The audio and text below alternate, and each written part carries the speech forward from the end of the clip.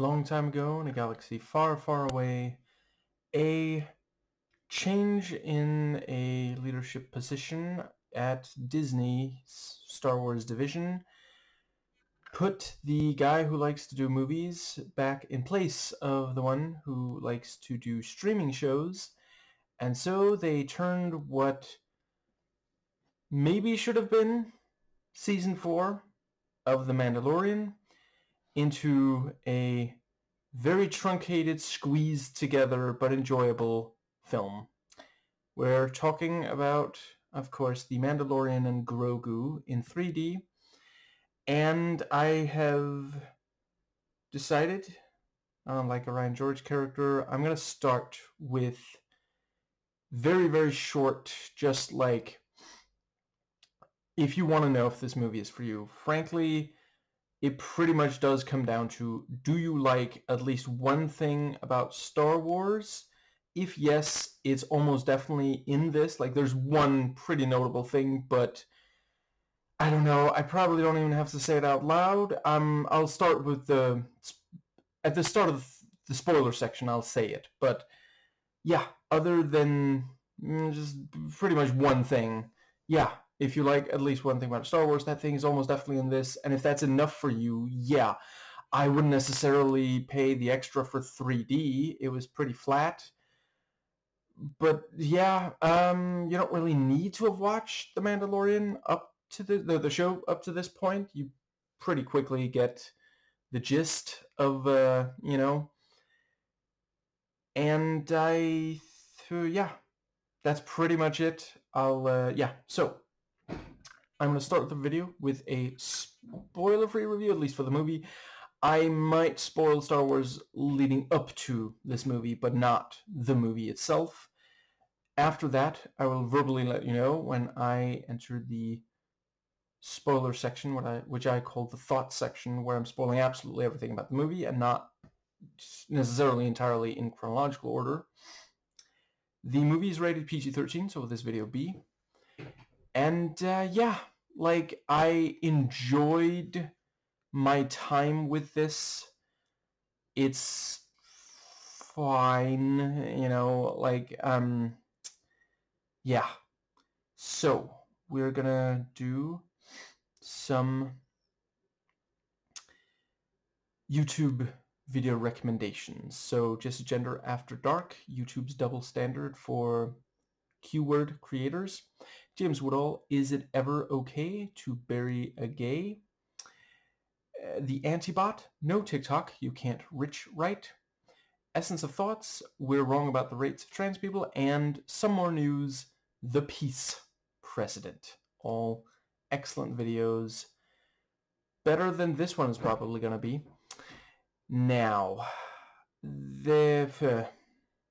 so some people are laying the blame for this not being better than it is at the feet of Kathleen Kennedy. Others are saying it's Dave Filoni's fault.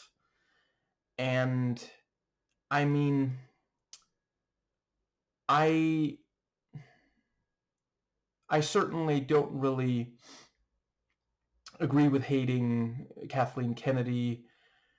I definitely don't think there would be as much animosity towards her if not for misogyny, patriarchy. I agree that there are some bad decisions made. I still don't know that I really think she's made even one decision that's as bad as a number of the most prominent ones that George Lucas made when making the prequel trilogy. And certainly, I mean, she gave us Andor. I mean, she didn't like create the show, but she also didn't like prevent it, which yeah, I do agree with those who say that under Filoni, not sure we're going to get another Andor soon. But then again, I mean, we do also, Maul is not exactly terrible. It's not Andor, but it's not bad. Yeah. This definitely felt very Filoni. More Filoni than Kathleen Kennedy. I would definitely say that. And I think, yeah, so basically, Yeah, I'm keeping some of this vague, since otherwise it would be spoilers. But yeah, basically this is...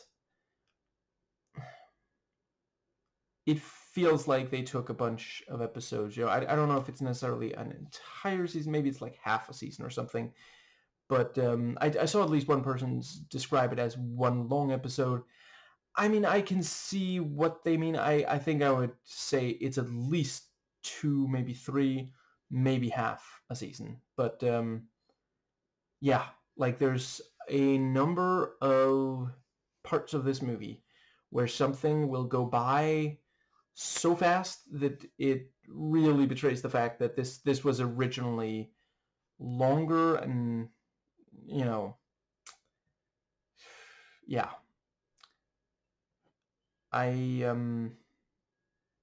I'm trying not to place too much blame on writers who had a hand in doing that, because like if they really did have, like, sometimes it's very difficult to find out exactly how much, you know behind the scenes stuff can be difficult if it might make some of the studio people look bad. But I can absolutely imagine that they had a rough outline for at least half a season here, and some writers were tasked with, you know yeah, trimming it down to movie length.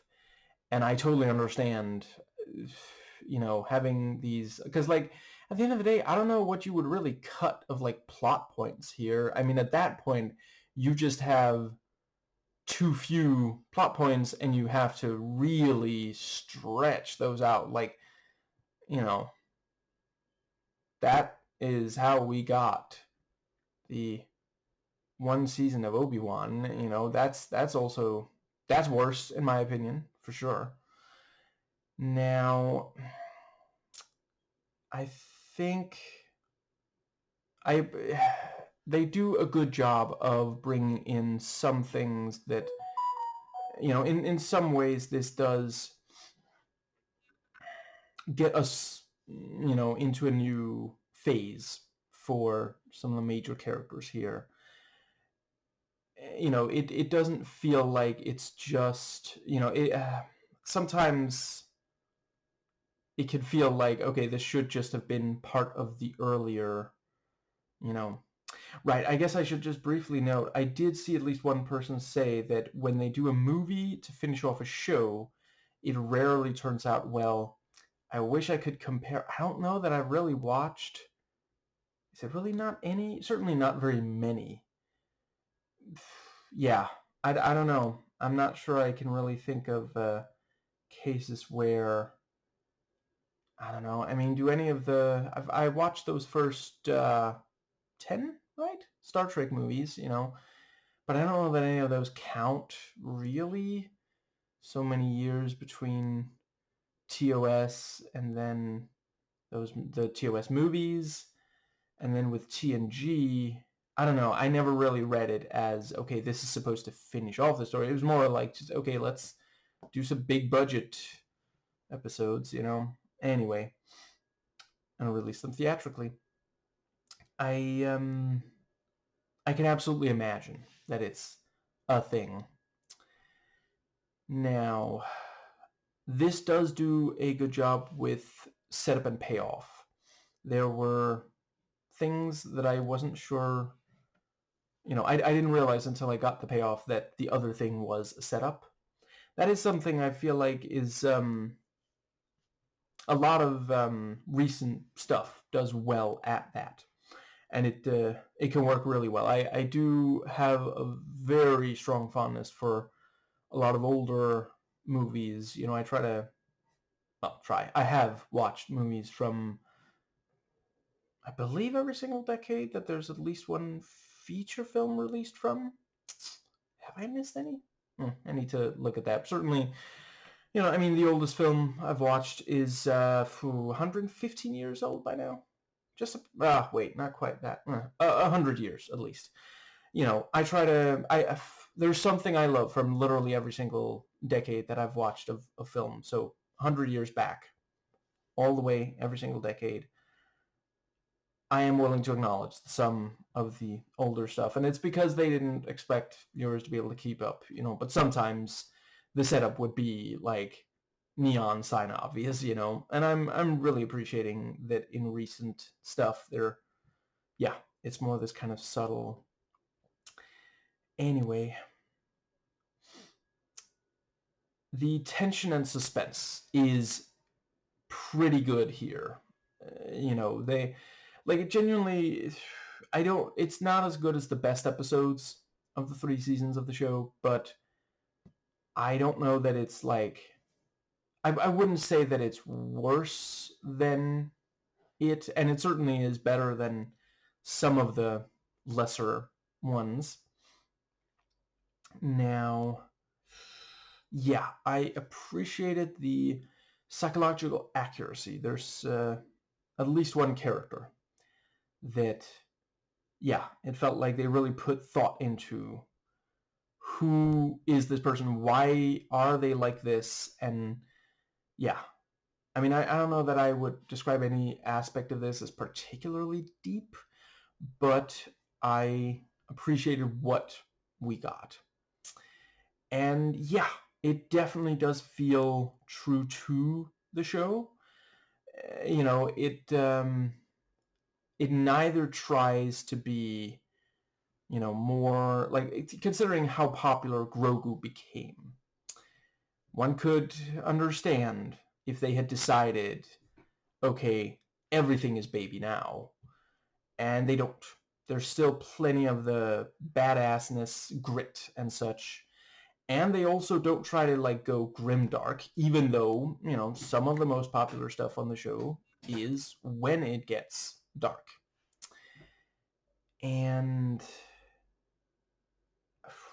I guess this isn't enough time to briefly say, this doesn't really, I'm not the first person to note it, but I agree with those who say this doesn't really take the franchise anywhere new. And if that's not something that you need it to, then there's nothing wrong with that.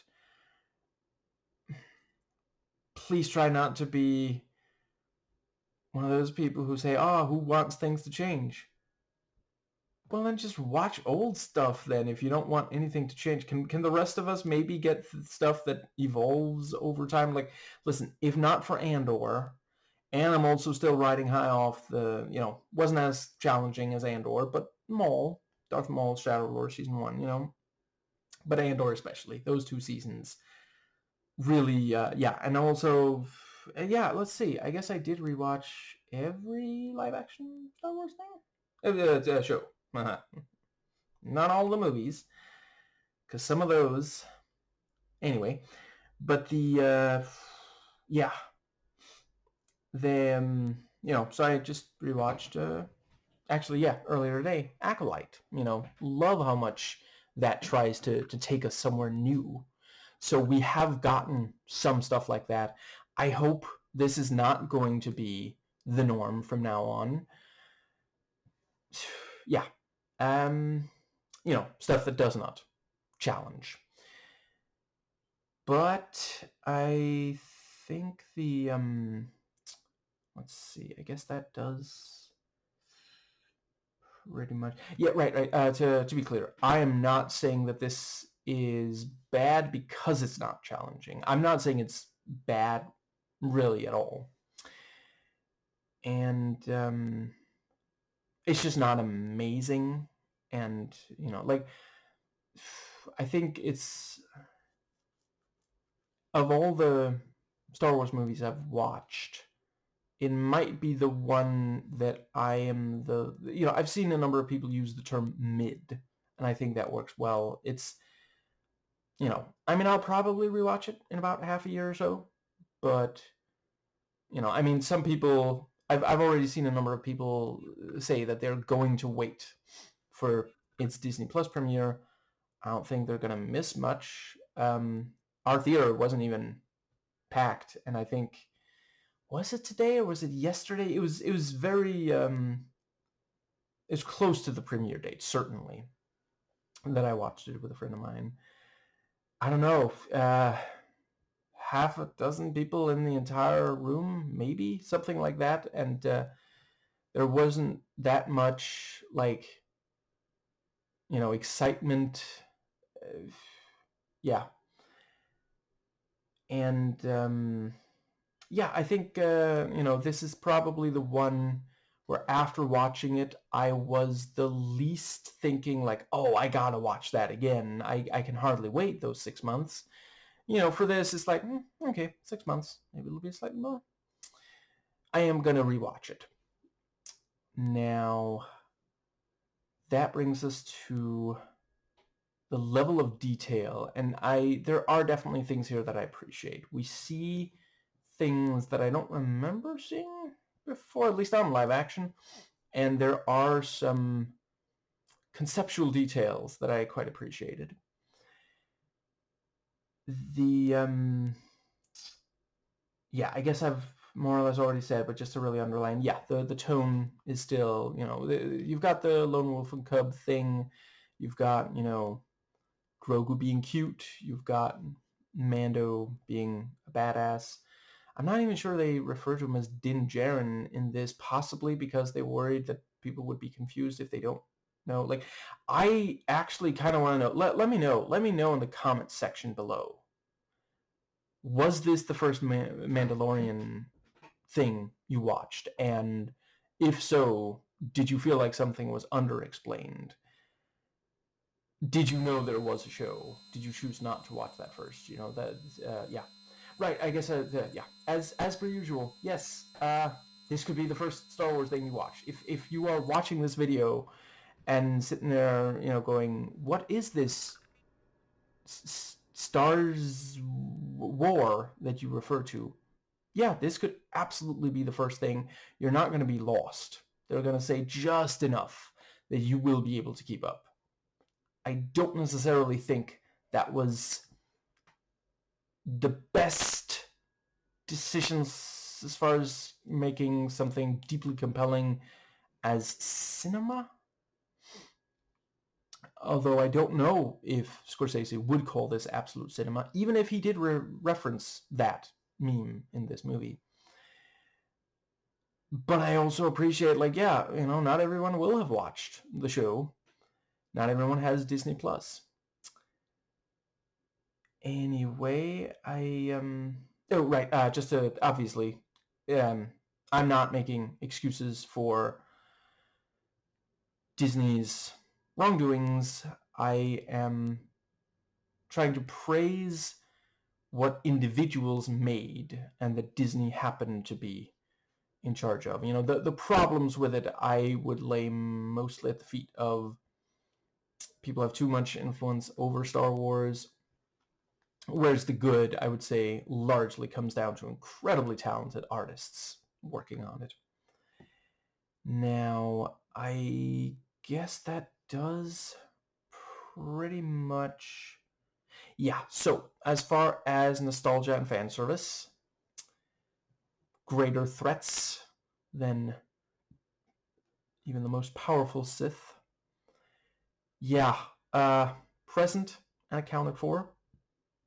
I will say they did a pretty good job making sure that there was always some contribution connected to it. Like, it's not there, well, maybe with one or two exceptions. There might be at least one cameo here where it's like, okay, that's just because that's...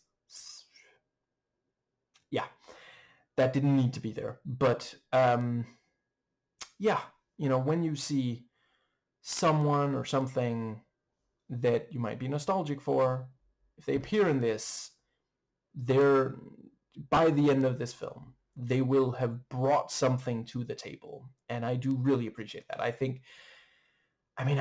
prefer it even more if they just started taking more risks and made something that didn't rely so much on those, But if they're going to, I do prefer for them to make it mean something. As far as dialogue goes, I thought they largely avoided that whole Netflix dialogue thing where people will incessantly explain what they're doing and what's going on and such. Yeah. And while there are parts that are very expositionary, they do a decent job making them, sometimes it's maybe visually interesting, or there's something, it's not just a couple of people sitting around talking. And I don't think there's even one time in this where someone says something that the other person already knows, except maybe to say, so it's supposed to be this, right? So why didn't you?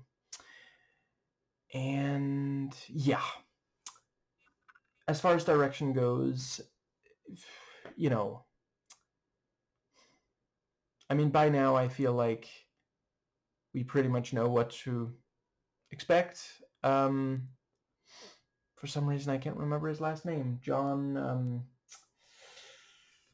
directed the first 2 Iron Man movies as well. He integrates special effects well. Pretty good grasp on story.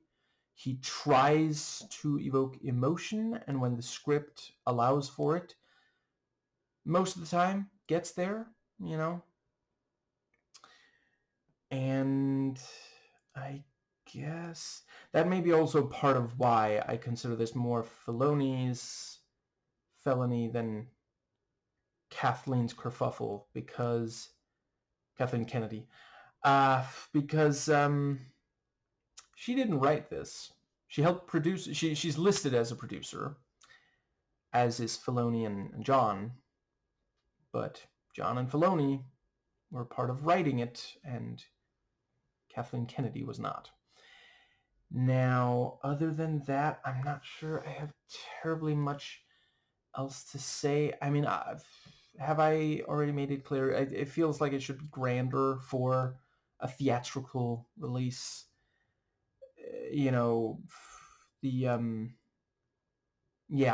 There's episodes that if they're gonna put something Mandalorian on the silver screen, there's episodes I would rather have seen on the big screen than this, that felt grander. Favreau, that's his name, Jon Favreau. I appreciate a lot of what he does with his direction. I don't think he directed the best episodes, I guess that pretty much, yeah.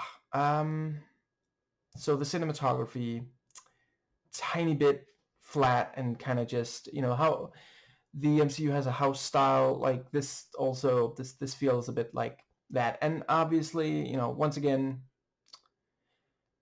I'm not the first person you're hearing this from, but yeah, the volume. Listen, we get it. It is a remarkable tool. But you know what tools need? They need to be used in the right context. A hammer is not going to help drive in a screw as well as a screwdriver. And this really is crying out for just, more sets, more I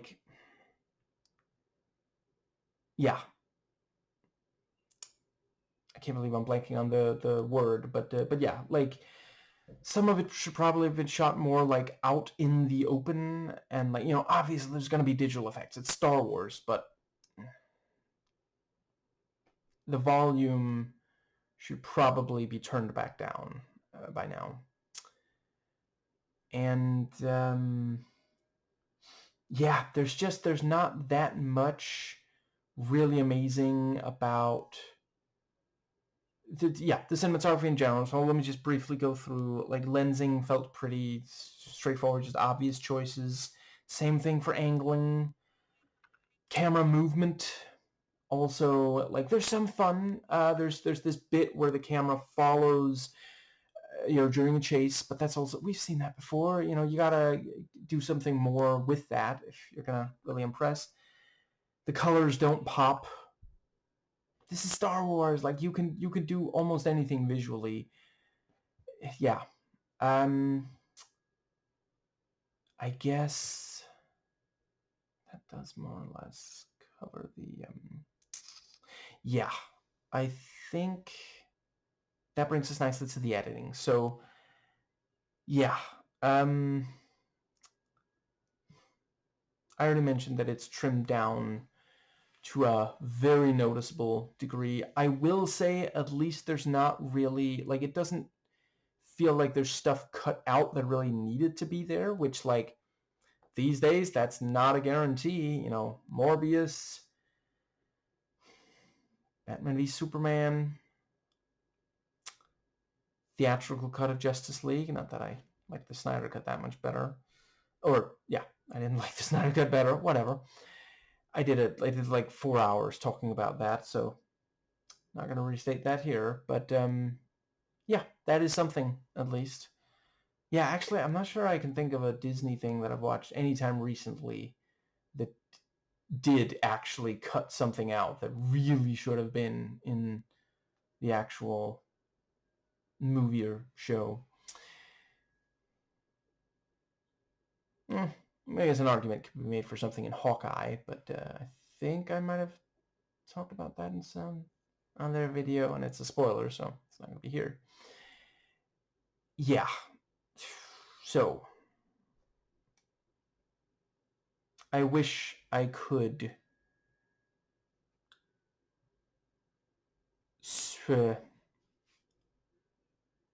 these days, I don't really take pleasure in just, really criticizing something. But when it comes to production value, set design, locations, costumes, and makeup, yeah, color me underwhelmed.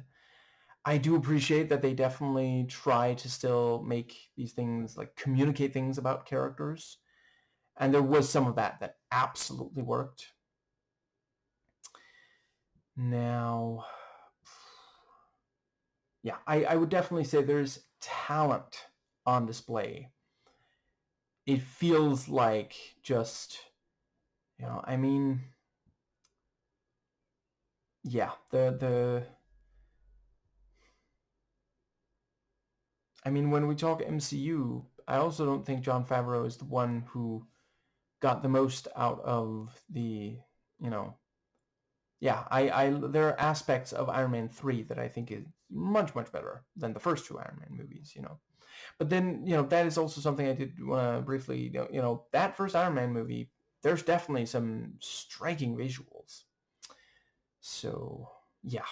The music, at this point, nobody needs to still hear the words Ludwig Göransson is genius. But he is, it's true, and that's still on display here. I wouldn't say that it was as powerful to me personally as what he did for the show, but, I don't even know if he can do a bad job. So this just isn't, it is not his best work, but it is quite good. The sound design definitely has some quite good stuff, though I will also say there was at least once or twice where I was like, what are they doing? Characters. So there was one character that I loved that I hadn't really expected to, and unfortunately I cannot really say who without spoiling something, but if you've already watched the movie, you might know what, I'll talk about it in the thought section. I will definitely say, while I appreciate, I do not blame Sigourney Weaver for, apparently at least part of the reason she took this job was that she wanted to act with Grogu. And that's, like, yeah, I'm sure there's quite a few people who would. This movie does not deserve, this role at least doesn't, yeah, does not deserve someone of her caliber. And I don't know. Maybe by the time she signed on, they had like the script locked in. It just feels like they could definitely have added more to her character, really fleshed it out. It feels so stock. Anybody could have played this. She could have played it in her sleep, and it didn't really feel like she was trying to just phone it in. But yeah, there's at least one other character here who does get more, and I quite appreciated that.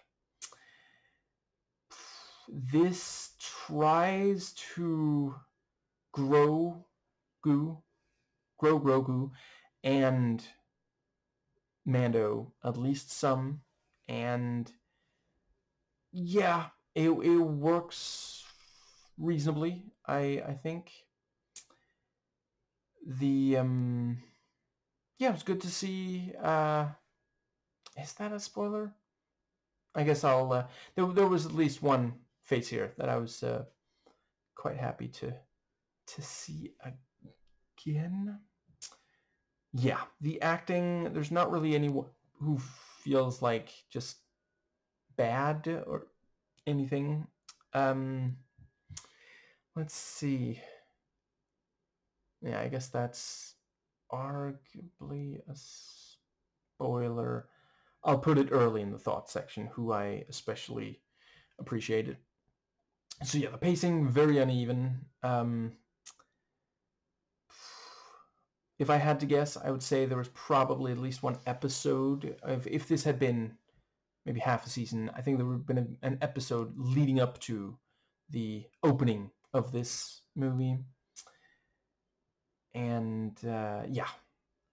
So the special effects, there's not that much that felt unfinished, but there still is a tiny bit, which at this point is just like, what are you doing? Can you really not? You have so much money to spend on these things. Like, just, yeah. But there are some very impressive ones, and I appreciated. There were definitely some that were practical, and there is some very, very good stunt work as well.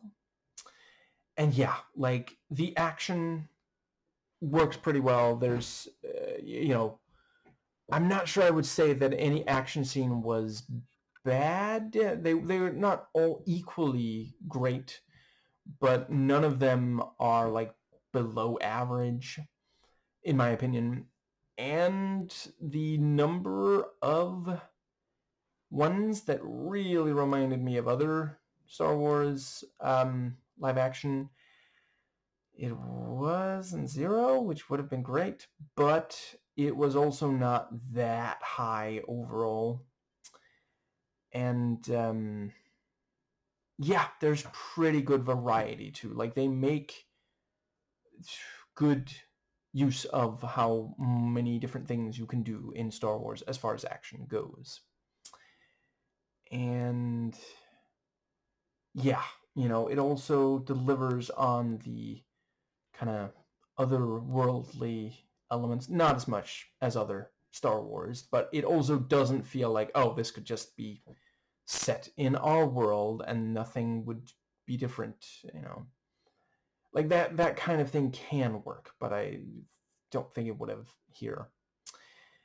And yeah, I think the age rating, they don't really do what's the word? It doesn't feel like they're trying to just push too hard against, like, I wouldn't say this pushes the PG-13 the way that a number of recent Disney things have. And it also doesn't feel like the stuff that, is why it has a PG-13 rather than PG, which would obviously technically allow an even larger audience. Yeah, it didn't feel like it was just there because, like, some people don't want to watch PG even if they hear it's great. And yeah, I think they do a good job on both enough creativity and the right amount of use of the Force.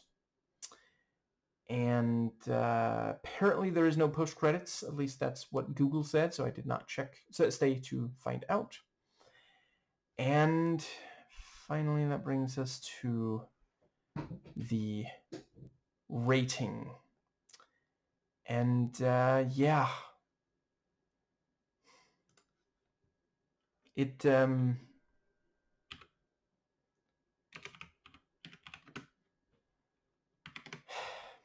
it doesn't feel wonderful to say, but yeah, right. I'll give my my full ranking of all of the Star Wars theatrically released films, worst to best. Episodes 2, 3, 1. This, Episode 9. The Clone Wars film, Episode 6, Solo. Force Awakens, Rogue One, and Episodes 4, 5, and 8. And those last 3 were the only ones that I rewatched in preparation for this. But, you know, I've watched all of them at least, other than the Clone Wars film, technically. Other than that, I've watched all of them at least twice, and, you know, it's really only Solo and Rogue One. Well, yeah, the Disney ones I haven't watched. Much more than twice, at least. Anyway, yeah. Right. So, I guess just very briefly, just in closing, I think, I hope that the future Star Wars has more Andor and Visions, because those had Vision. Andor S? That doesn't even make sense compared to this. But yeah, I mean, if they make a 4th season, if they do actually, if this if this gets enough interest that they make season or more movies, like if they make, I'll watch them. If they make more movies, all I'd say is please pace yourself. Like, you know, find something that makes sense for this amount of running time. And like, if you have enough for multiple movies, make multiple movies, you know, like maybe try not to end any of them on a cliffhanger just in case, but I definitely think that would be more satisfying to watch and probably more fulfilling to work on. Anyway, with that said, let's get into the thoughts section. So, starting with the couple of things that I promised I would start with, if I can remember all of them. So the one thing that, you know, I don't know why. Well, I do. But it doesn't even matter how hard you try. No, there are no lightsabers in this. That's pretty much it. You know, I mean, even if you want to say, well, what about the Skywalker saga? Well, I mean, Grogu, there's a link there, you know. Tried to train with Luke. You know, I appreciate that's not going to be enough for everyone, but yeah, other than that, if you like something Star Wars, it is almost definitely somewhere in here. Now, the one character that I really, you know, yeah, my favorite character, the one with the most depth, and someone I was surprised by. Not like I really shouldn't have been, because like why else would they hire Jeremy Allen White? But then, you know, I thought really they're not going to give Sigourney Weaver more to do. But yeah, Jeremy Allen White as Rata, fantastic. Didn't need this overt link to the Clone Wars movie. I remember months ago when people were joking, oh, I guess they're making, you know, the Clone Wars movie again. I laughed. I thought it was a joke. I didn't realize it was an omen. But yeah, Rata, I don't even remember. No, I think they did call him Rata in that at least once, but mostly they called him Stinky. I'm glad they're no longer calling him Stinky. But the yeah, really, really great job on him. Let's see. Yeah, I guess that does. I guess I'll very briefly acknowledge at least some of the characters that they could have brought in from the show. I mean, maybe their arcs and storylines are sufficiently done that, yeah. And this does trim it down to just like when people tuned in. like it's a TV show, to The Mandalorian, the people they most wanted to see were Mando and, I guess I should be calling him Mando in this video, Mando and Grogu. So yeah, good that they're here. But yeah, the Babu Frick, I don't remember what the species is called, that the species that Babu Frick belongs to. Yeah, at first I thought it's just going to be, just because people like them in Rise of Skywalker. They might actually be the single most long-lasting, that is the legacy of Rise of Skywalker, is if we're talking about stuff that was actually liked. People liked Babu Frick. And not everyone, but evidently enough. But let's see. Yeah. I think those were all the things that I said I was going to say here at the start of the thought section. So from here on out, I think I'm going to try to keep it mostly chronological. And so, yeah. We meet the, I don't want to call them Imperial Remnant because I miss the Imperial Remnant.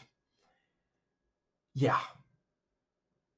And, I mean, I know I'm not the only person who was reminded of playing stuff like Mysteries of the Sith and Jedi Academy here, because, like, this really does feel like just, yeah, several levels in a row. There might be some overarching plot, but it is otherwise, individual jobs along the way. But yeah,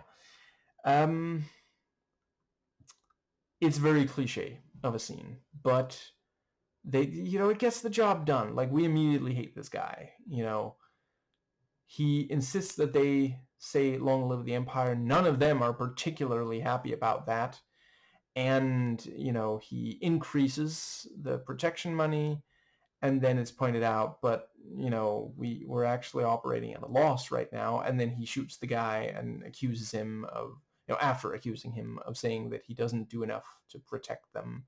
Yeah, gangster kind of activity, And yeah, then he actually expects them to fight for him, and as soon as Mando walks in, like, he doesn't even really have to say anything. They just drop their weapons, and one of them points. Like, that's where the guy is, That worked. I'm glad it didn't take forever for that little droid, mouse droid, I guess it is, or at least close to it, for it to reach Grogu, because, like, as soon as we saw, oh, that thing is going to drive away, like, at first I didn't think that Mando would be able to get to it, but it kind of seemed like he just chose not to attack it. I guess he wants the kid to feel like it has something to do, which, like, fair enough. It's nice when parents do that.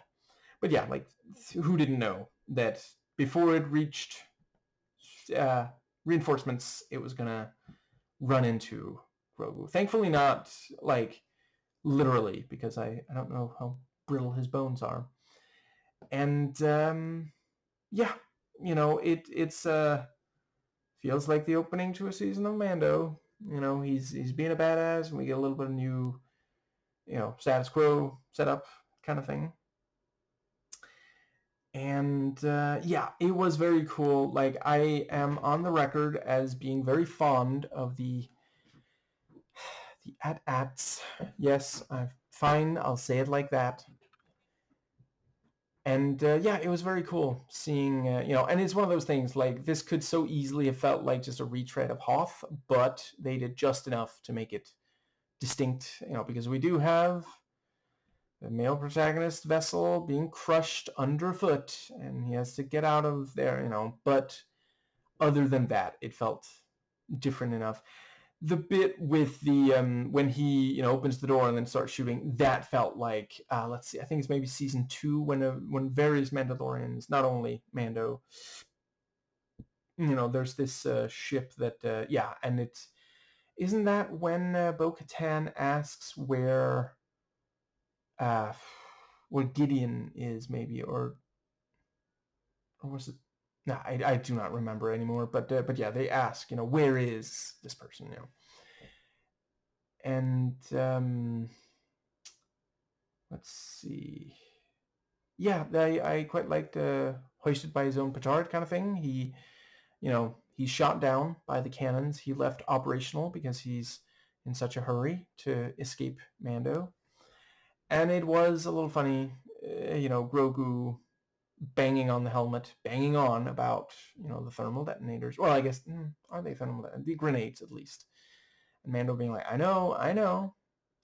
He was reaching for his license. And, yeah, I don't know. I mean, I guess Grogu is maybe a little too young to appreciate the nature of a Hollywood ticking clock.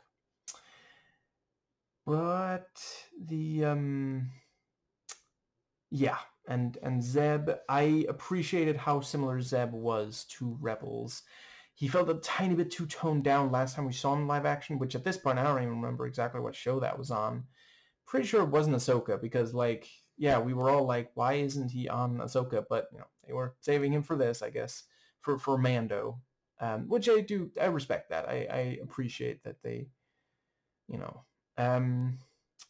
yeah, I mean, I know once again, I'm not the first person to say it, but this is a little bit seeing Mando fight the Empire, and there's the line about we're trying to stop another war, and it's like, I think they're trying to do, this feels, I feel like that line, that was Dave Filoni sitting next to me, jamming his elbow into my ribs and going, hey, you get it? You get it? It's like George said.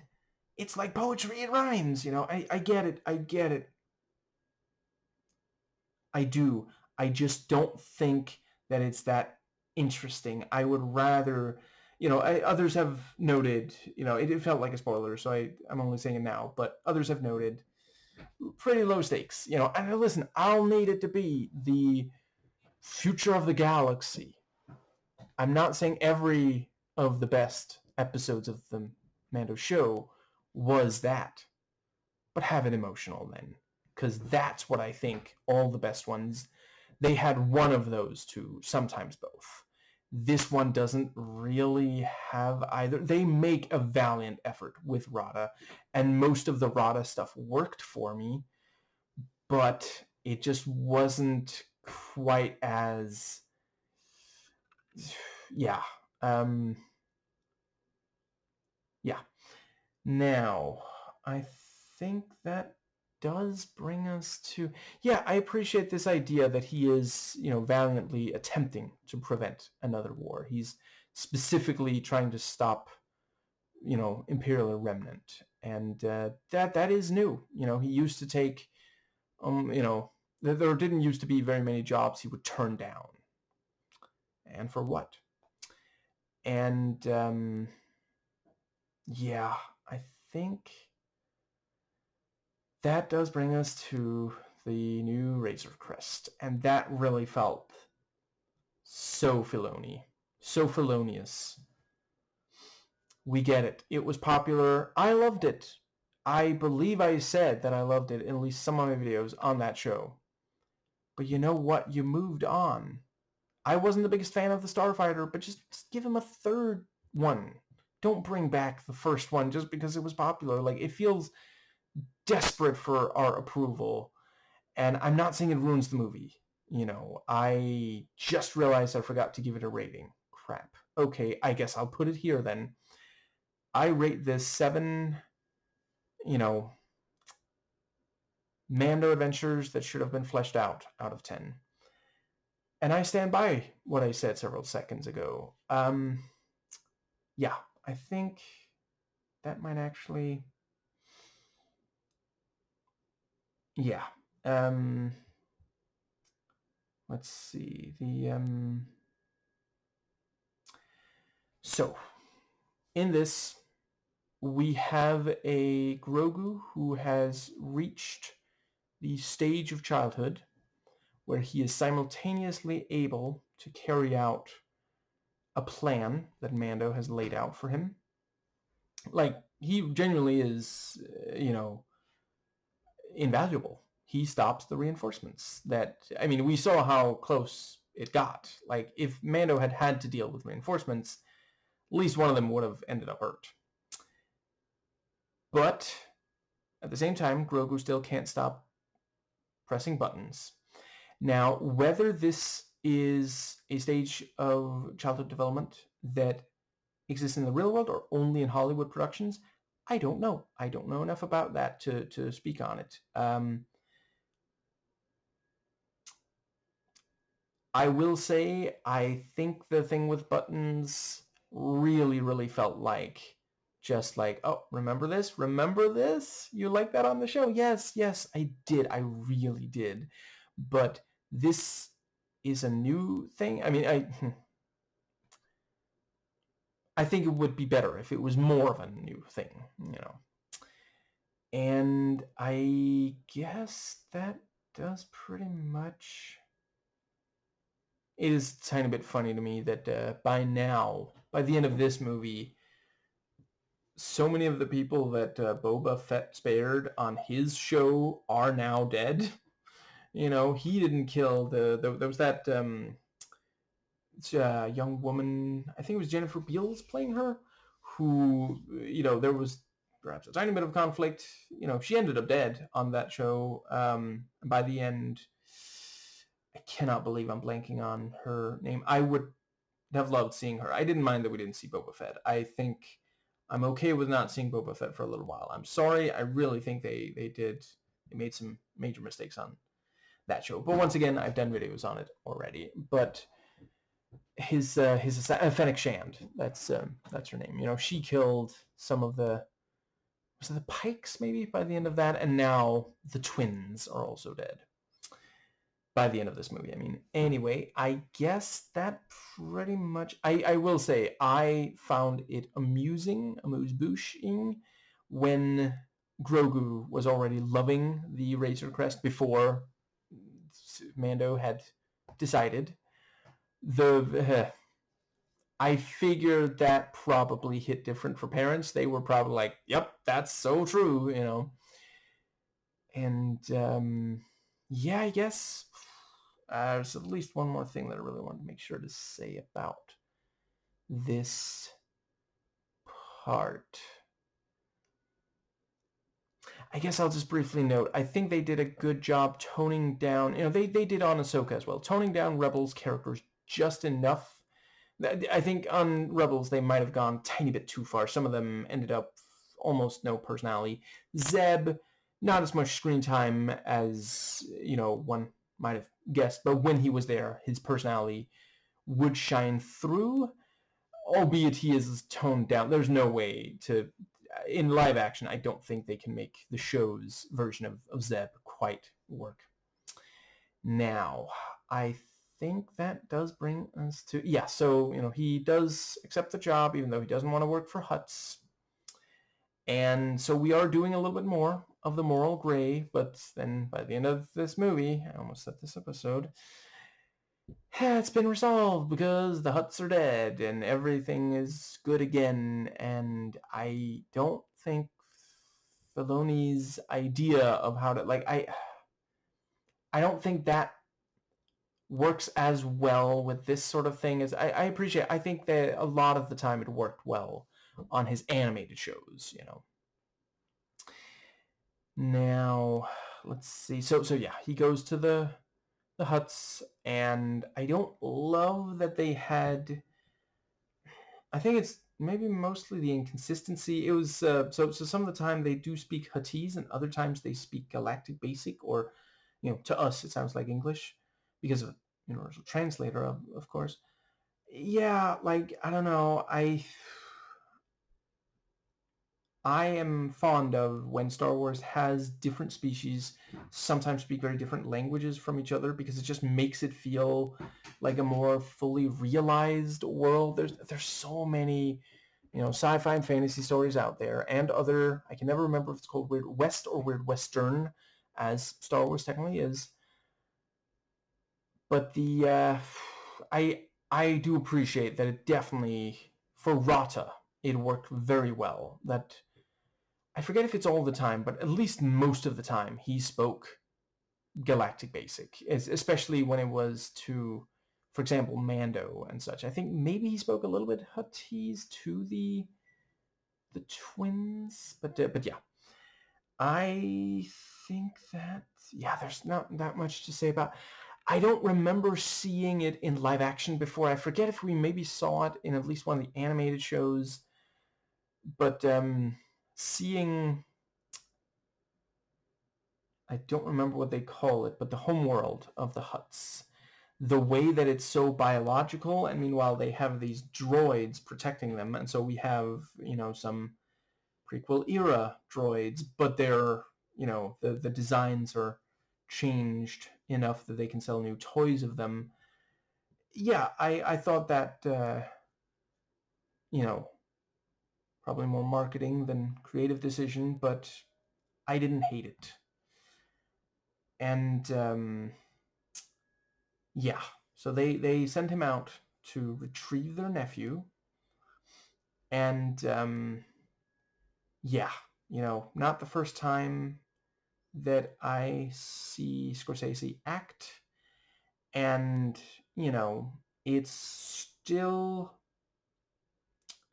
I admire his enthusiasm for it more than I necessarily think that he's like absolutely amazing, but he doesn't really need to be. It was a neat enough cameo.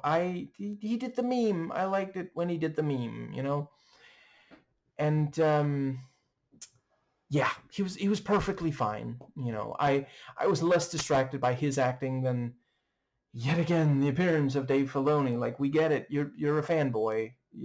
Listen. I'm not above it. If I was making a Star Wars movie that would be in theaters, I might put myself in it too. But that's maybe a good thing to try to maybe restrain oneself there. Anyway, I guess that pretty much does bring us to, but yeah, it was genuinely kind of funny, this thing of like, oh, I don't want to talk about the Hutts, that could get me in trouble. Oh, Rata, yeah, sure, I'll take your money to tell you that, look at a billboard, man, like that perhaps also feels just a tiny bit like Mando really wouldn't do any basic. No, okay, you know what, I'm trying not to just because I didn't love it doesn't mean that is, Mando, he's used to having to work harder to find people. Usually they're not so easy to find, so he usually has to pay for it. Yeah, I retract my statement. But yeah, so he goes in. Clever, the thing about, like, well, sometimes I have to go to the salt mine. I guess I'll go to the salt mine then. And yeah, he goes there, and they do a really good job in this movie of making us despise the villains. So the first one, I guess I've already described enough about. Yeah. And then here we have this thing of like, oh yeah, he's not going to be free, not at all. But he's going to die. He's going to make a few people very rich and cost other people a lot of money on betting. And then we also have the guy working for the right-hand man, who's like, can confirm, cutest thing ever. Still like to put it in a cage though. And yeah, I think that does. And that also just does feel like, like, it's one of those things. Sometimes when a villain is a slaver, it's like, well, I had to find some way to make it clear that he's the bad guy. No, like, this literally is a situation where, the a coin, and his right-hand man, they like to take the freedom away of sentient beings. Clearly, like, look at all the displays of these creatures in cages, like, and immediately they see Grogu and it's like, ooh, let's put him in a cage, just, yeah. And so they, let's see. Oh, hold on. Am I mixing up the order of scenes? I think maybe did he? Right, yeah. By this point, he's already talked to Rada, so I'll briefly talk about that. So, Rada. Rada. I am a tiny bit mixed on some aspects of this character. Not the acting. No notes. I mean, I already knew from The Bear, Jeremy Allen White, masterclass talent. Like, yeah, I was impressed by his, I mean, if I understand correctly, that is his physical performance as well. Not in, like, a suit or something, but, like, mocap, you know, that's, yeah. Some talented live-action performers struggle with that the first time around, and it can get a little awkward. But for us to watch, as well as them to work with. Yeah, so it's Star Wars. Everything's about someone's dad. And I am really glad that they made efforts to distinguish, because like this could so easily have felt like a Luke retread, you know, like, oh, my father's actually evil. I should make sure to not be evil.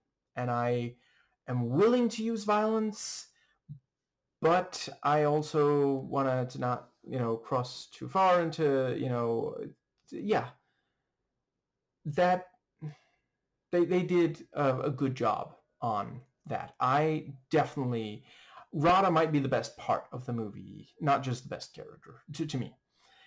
And yeah,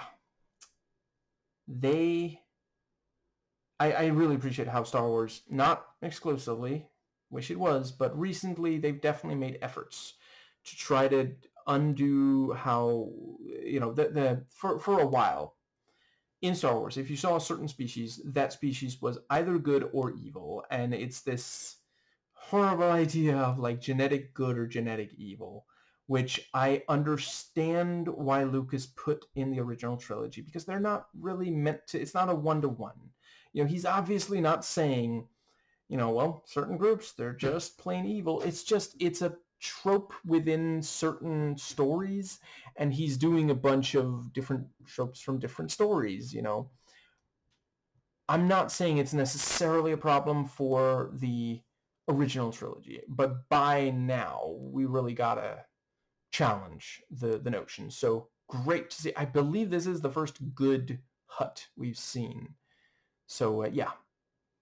And the fact that he is not, you know, the Hutts up until now have just about exclusively been treated as if they are like, so before I use the following word, I want to underline, I don't even believe that it's like a thing in real life. I don't think anyone is lazy. You know, there are reasons, but like the word lazy, it's kind of just something capitalists say to try to guilt you into working even when there are reasons that you are not. Like when someone is called lazy, there's a number of reasons for why they're not, the potential reasons for why they're not working. Sometimes it's more than one, but some of the reasons include depression, disability of some kind, you know, lack of motivation, lack of hope for the future. Like these are actual issues, and you can try to solve them, or you can just yell at someone who's struggling because they're not, you know, making enough money for the CEO who already has more than they'll ever need. But the Hutts have been characterized as lazy, obsessed with food, disgusting. I wouldn't necessarily say that Rada is ever disgusting, really. They do challenge the idea, you know, it seems like it's sort of the Kingpin thing, like looks fat, but it's actually muscle. Because the way he moves, that's not really something where, I don't know, I guess could be sumo kind of thing that they're going for, but certainly there's more muscle there. I mean, even just visually speaking. But, you know, at the same time, he's not that much less big looking. It just looks like at least a decent chunk of it is muscle instead. But, yeah, he does still have the food thing, although at least now he's feeding Grogu. Like, as soon as he sees Grogu, he's like, can I feed it? Can I, or does he call him? I forget. that is, like, for those who might not know, one of the fat-phobic tropes that appear in a number of pieces of fat-phobic media, is the notion that if you're overweight, you don't share food, you just constantly eat. You might even steal food from others, even though they need it and you don't. It's absolutely disgusting. A number of people literally can't help their weight. Like, food deserts are a very real thing. Now, and there's also, let's see, I would say glandular issues can also mean that, yeah. And also, hot tip, write this one down if you need to.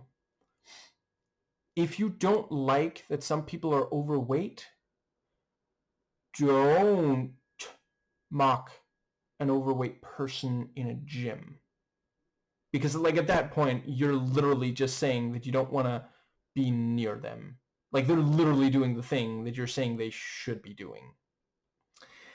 Now, I think that does pretty much...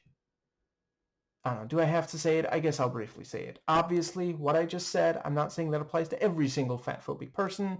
I can imagine there's some out there who, if or when they see an overweight person in a gym, they just, like, maybe don't necessarily go up to them unless it seems like they want encouragement or something, but just, like, mentally go, you know what, good for you. That's, yeah.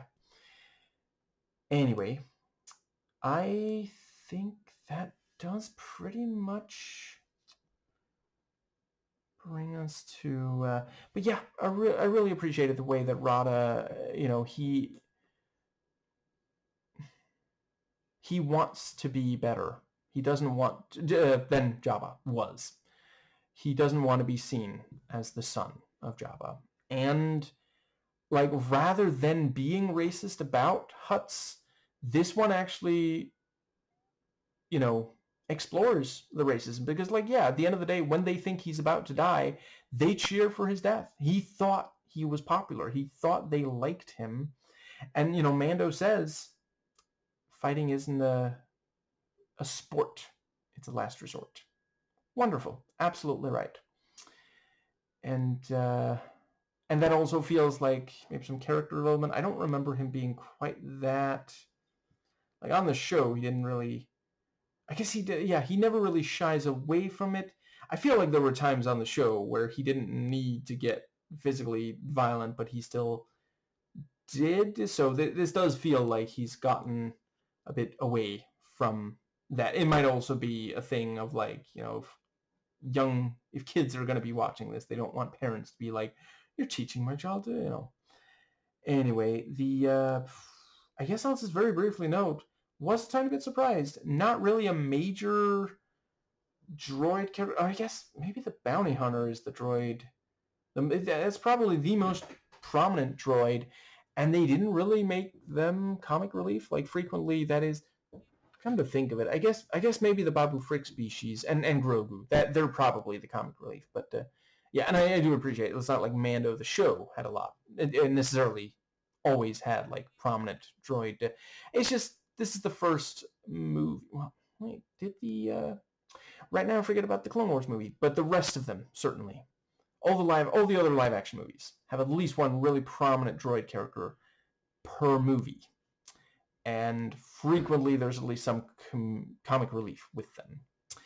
Anyway, so he goes and gets some more information, goes to the salt mine, finds out about the wager, and yeah, once again, as soon as he meets him, he's like, you know what, Mando, I would like you to work for me. Now that I've already told you that if there's money in it, I will just, like, throw someone to the wolves, almost literally. But yeah, and so he goes to Rata, and Rata ratas him out, and he wakes up unarmed, still armored, in near the arena. And yeah, I also did appreciate that they work into the fighting style the way he will throw himself and at and sometimes onto, like, he crushes to death at least one opponent, and he tries it with Mando, and of course, not a surprise to anyone who's watched the show, doesn't actually kill Mando, just hurts and leaves an indent in the floor. But yeah, the thing with Grogu is now in a, let's see, was he in a yeah, I think they did put him in a cage at that point. But yeah, and so the or maybe they were just watching him very closely, something like that. But yeah, and yeah, so there's a fight. It was quite cool, and the yeah, so a bunch of creatures are let loose. I wouldn't have hated if all of them were brand new ones. Correct me if I'm wrong, but at least 2 of them are from the Hollow chessboard, right? I feel like, there's the... Yeah, I don't think I even need to say, we all know that, if you've watched Star Wars enough times, you probably remember. And yeah, I'm fairly confident they are that, or at least heavily inspired by. And I just didn't really need to see that as a, but yeah, I like that one of the creatures immediately tried, and a decent variety there. It wasn't just several humanoid ones. So obviously this scene reminded me of Attack of the Clones, the Geonosis arena, but there was a decent amount of stuff that was different. And yeah, one of the creatures does immediately try to crawl out of the arena and is shocked to find that it cannot. And then, the electrical one is thrown onto there, which I wasn't expecting. Star Wars-y Chihuahua, but I'll take it. That was yeah. And now I have that song stuck in my head. Anyway, that shorts out the thing, and yeah, of course the creatures escape, and that was cool, and it definitely felt very Mando. This is how he would handle it on the show as well. He doesn't try to stop those creatures. He just makes sure to get away and get Rada, and then yeah. And I really appreciate, he does release Rata, even as Rata is saying that he really wants to escape. And let's see, we have the bit with the, yeah, he explains, maybe, I can tell you, oh yeah, it's Coin, he's, or yeah, I don't remember the other name, but he tells him who Coin really is, and explains that the Hutts are going to betray them. And I do think that works as, that does feel like, yeah, Hutts betray others, and this notion that they want him dead because he is the heir to Jabba. That is also something I think they could do something interesting if this character does appear later, because if he really, I mean, that means he has everything the twins did. Okay, so obviously a bunch of that has been destroyed, but I mean, hypothetically, couldn't he go to other planets and be like, so, hey, you worked for Jabba and then the twins? That means you work for me now. I'm going to be a better boss, but I want you to do me a favor in order, you use the influence or, tech or something to help fight against the First Order, pre-First Order, though, yeah. And yeah, this also just felt like, I think Ahsoka the show did a good job helping explain how the First Order are able to rise. This one, it was a little bit like, well, you're starting to contradict a tiny bit, because it's like, it seems like they're doing real well at taking out the, I don't know, I mean, I guess the thing about the Hutts betraying them was supposed to be to help explain, but they also stopped the Hutts by the end of this one, so it's like, I don't know, I don't think, see, the thing is, this didn't have to have anything to do with the First Order at all. I think a lot of the stuff that worked the best on the show was when it's just like, dangerous galaxy, good to have Mando going around helping people here and there, that, because that doesn't really affect whether or not the First Order rises, but now he's apparently been working for them for a while. It's apparently all he does these days, and look at how effective he is, and they still rise. Like that just, I don't know. I think it's a mistake to spend this much running time on a fight that we know is going to fail without getting, like, I don't know, maybe they were really banking on Rata, and it, a lot of the way his character works. But that last little bit, yeah, I did really appreciate that they're not just immediately best friends. You know, that there has to be the proof that no, they don't really care about you. And yeah, the yeah, I think that is when the let's see, what was the next thing? I guess that's when they capture Coin.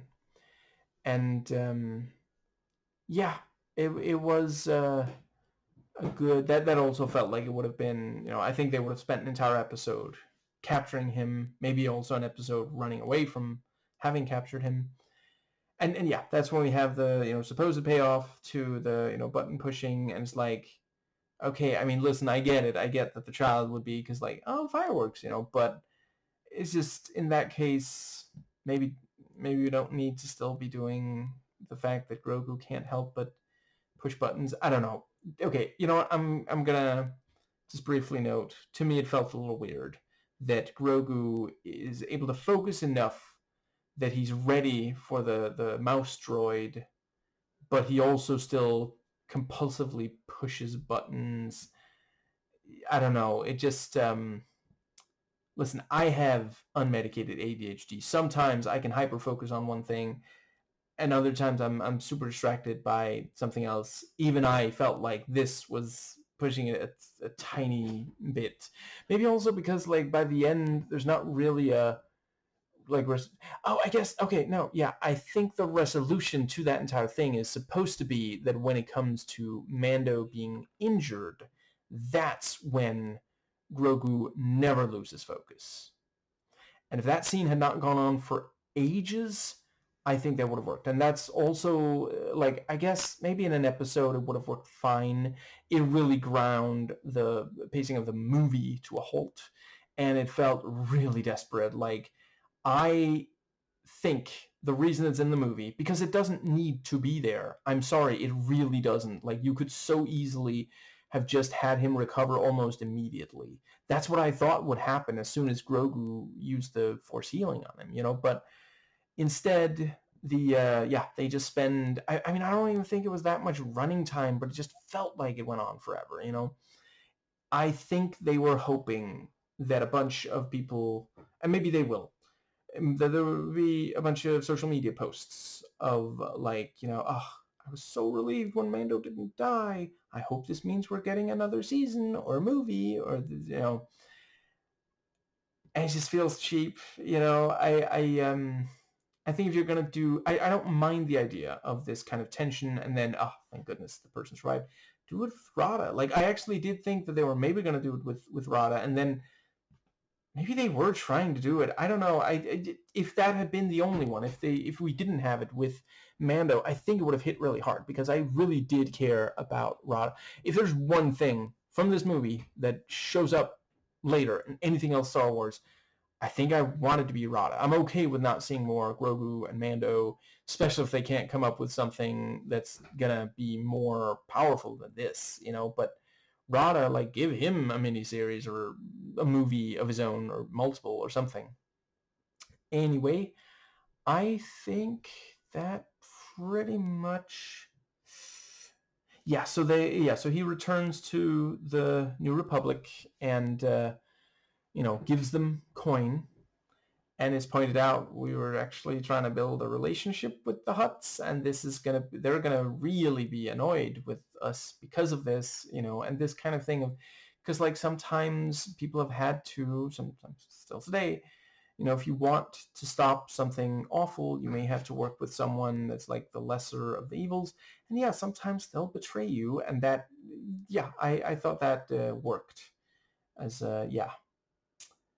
I mean, I don't know, maybe like a Project Paperclip kind of thing. Maybe that's what it's referencing, if we wanted something like that. We know that there was some World War II references in the OT, and once again, Filoni really, really eager to reference Lucas. Yeah. And yeah, so he says that he's taking a break, and we see that the droid bounty hunter has found them, and that was also really cool. The turning off all the lights and breaking in and the whole thing, and yeah, trying to make an escape, but lured into a trap. And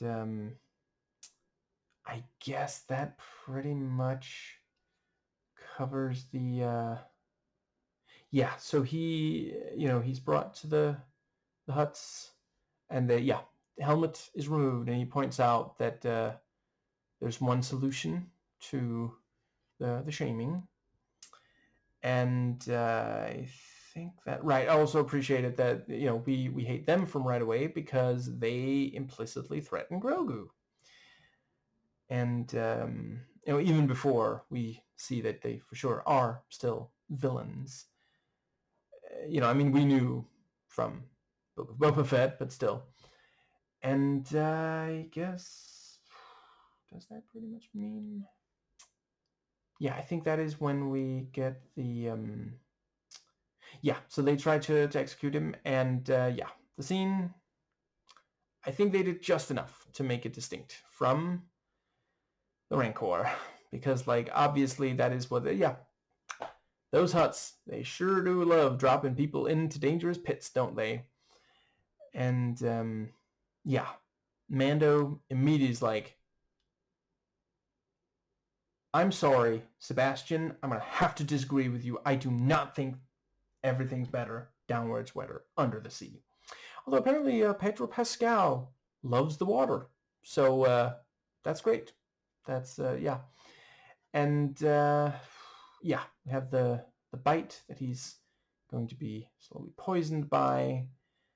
And it was a little cute, and I appreciate that they felt they needed to lighten the mood when Grogu just keeps slamming Mando's head in because Grogu built the thing too small. And yeah, the thing about the Babu Frick species, they say they'll be back, and then later they really are back, and they brought reinforcements, and it was specifically set up and payoff, because earlier we thought that when the line about well, we're not going to be able to call in X-Wings, we think, oh, so they're going to have to do it on their own, but then it was actually set up for the payoff of no, we just need someone else to bring them in, kind of thing, and also the thing about Coin, he give everything. And I guess, okay, there's at least one more thing that I really wanted to say before I move on to the very next thing. Yeah, so Mando is ultimately, brought back, and he goes to the Gunrunner ship, and, arms himself, flies up. That was also really cool. And let's see. So the fights his way through a bunch of droids and such. I don't know if it was literally, I don't know, they might have just tried to make it look like, at the very least, I appreciate if it's just the latter. I appreciate that they did that. But the larger of the droids, they really looked like stop motion to me. And I'm sorry, that's one of the things I really miss about, yeah, it's so rare these days, and I'm sorry, it has a charm to it that is unlike anything else I've ever seen.